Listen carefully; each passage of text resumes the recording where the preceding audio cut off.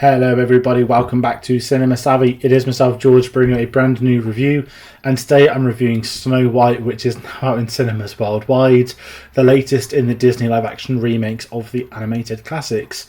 Directed by Marc, Webb, and I'll be giving my thoughts on the film very shortly. I'll be giving my thoughts on the original, but as always, this film is now out. I don't even care for spoilers if you want to comment them. It's as old as time, as they'd say.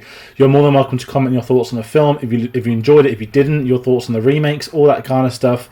I know it's been a very controversial release. I'll be trying to get into some of that. Some of it I think is relevant to the film itself. Some of it maybe Disney created themselves with their issues, but I will be trying to do my best to talk about them in a sort of more polite way rather than like the raging internet discourse. And as always, if you want to follow us, find out about other videos I was working on, you can get us on our social medias: Facebook, Twitter, Instagram, Letterboxd, Blue Sky, all in a link in our description, linktree.com/cinemasavvy. That being said, let's talk about Snow White, because I am in a camp that is very minor, and I haven't minded a few of the Disney live-action remakes. And if I'm totally honest, I guess this goes into my background of animation, that I don't have the connection to the Disney classics like others do. I don't care for most of them. My two favourite Disney ones have both been done in live-action, and I absolutely loved them.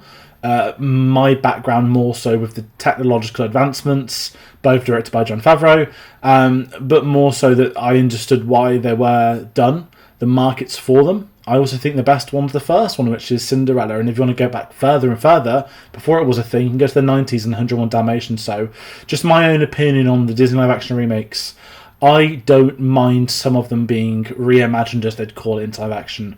My core issues come down to Disney, rather than letting a director or a creator come on board, say, hey, I'd love to tell this story, or I've had an idea to do this for decades, or I've always wanted to make this film. It's become a checklist where it's like, great, we've done this one, this is the next one, we've done that one, that's the next one, we're working on a plan and this is how we're going to do it. So my issue hasn't been making them, my issue has been the checklist of them, and with that becoming a checklist, the quality of them has somewhat dropped. And again, some people love them, some people don't. I'm absolutely fine with that. And I know this is me talking about Disney more of Snow White at the moment, but my overall opinion is most of these Disney tales aren't original anyway. So when I see people screaming, crying, throwing up that, oh my god, they've remade Snow White, you mean the fairy tale from the 1800s that Walt Disney didn't write, that he adapted into animation, that they're now choosing to adapt into live action in 2025. So that's sort of my background of those thoughts is, again, I understand the lack of creativity in Hollywood, but you know what? There's audiences that want to watch this, because these films have been very popular. Look at Mufasa in December, it still made just under $1 billion. Made 700 mil, I think it outgrossed Dune Part 2, for God's sake. So there's markets for this. And again, I understand some of them why they want to do it. I understand why people do want to make them. I understand why people want to watch them. And I understand that for other generations, me being one of them, I didn't enjoy animation as much as a kid as an adult. And there's going to be kids like that who want to see these in live action. So it's a really tricky one that I don't think the internet's capable of completely understanding. That being said, it is time I talk about this film, because Snow White is a property I don't have, if I'm honest, that much knowledge of. I saw the original as a kid. We're going back a couple of decades now. We didn't have it on VHS. We didn't get it on DVD. It's something I'd have seen on a rainy day at school when they used to wheel out the projection of VHS for people to see. So I don't have the attachment and memories to Snow White. That doesn't make me want to think I'm desperate to see it at the cinema, but it opens up this film a little bit more for me in terms of wanting to watch it. I don't have an attachment to the animated film. I haven't really watched it. Well, I haven't watched it before it's come out. I couldn't remember most of the story. I'll be completely honest. For some reason, I thought that Apple thing was in Sleeping Beauty, which really goes to show my Disney knowledge.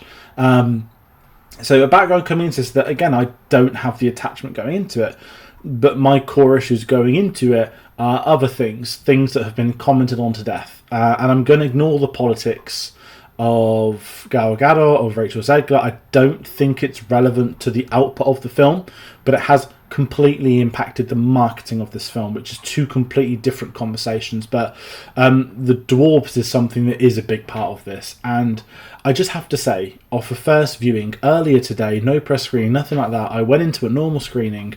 I couldn't believe how awful the dwarves looked. Now, I know there's been a lot of controversy. I know Peter Dinklage spoke up, and it is a really tricky thing for the studio to work around. Do we do CGI? Do we cast actors? Do we cast, I don't want to say like normal sized people in case it sounds disrespectful, but do we do like The Hobbit and do we hire normal actors and use technical developments to make them look smaller than what they are but have them be normal? Or do we use other actors?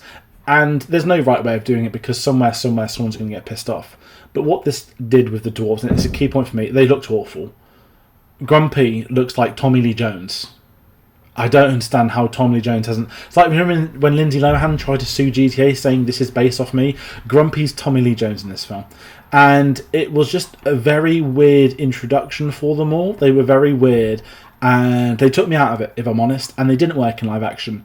And where the dwarves failed, I'm all over the place talking about this. I'm not going to talk about the story yet because everyone knows the story, but there's some really good things in this film, particularly the production design. And some of these Disney live action ones have been abysmal at that stuff. Some of them are amazing at that. The sets look phenomenal. The set designs, the castle, the town, I don't know what you call the dwarves' home, the hut, whatever you want to call it, out in the woods.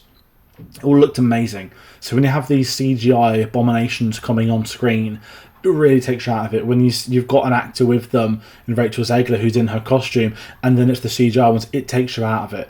And at that point, the opening act of the film, I was fine with this film. I was gone in the middle act. I was not close to walking out, but if I'd been at a cinema close to home, I might have walked out today. Thankfully, the film was better to me by the time it got to the final act. And I just keep thinking of this dwarfs. It's really distracting. It's really frustrating. And there are other things to talk about in the film. I mentioned Rachel Zegler playing Snow White. I think she's great in this. If you've seen West Side Story, you know she can sing. If you've seen West Side Story, you know she can dance. If you've seen West Side Story, you know that she's a great actress and she's already worked with Steven Spielberg in an incredible musical. So her being cast into Snow White, I've not got a problem with. I thought she was good in the role with what she's got in terms of a screenplay. And another character I have to talk about is the Evil Queen, played by Gadot, who, I'll be frank, is quite simply the worst thing in this film. An actress I don't understand as to how she continues to get some of these really big Hollywood roles. And it feels a bit personal, and I don't tend to criticise actors in this, but the moment she spoke, the moment she tried to sing, and then she gets 2 musical songs, for God's sake, it's laughable. And I know that social media has become social media, that there are like accounts dedicated to like mocking the Kal-El no things, everyone mocking the accent, everyone mocking her performances. The Stone jumps to mind as another one. Champagne to fill, you can name it, you all know them now.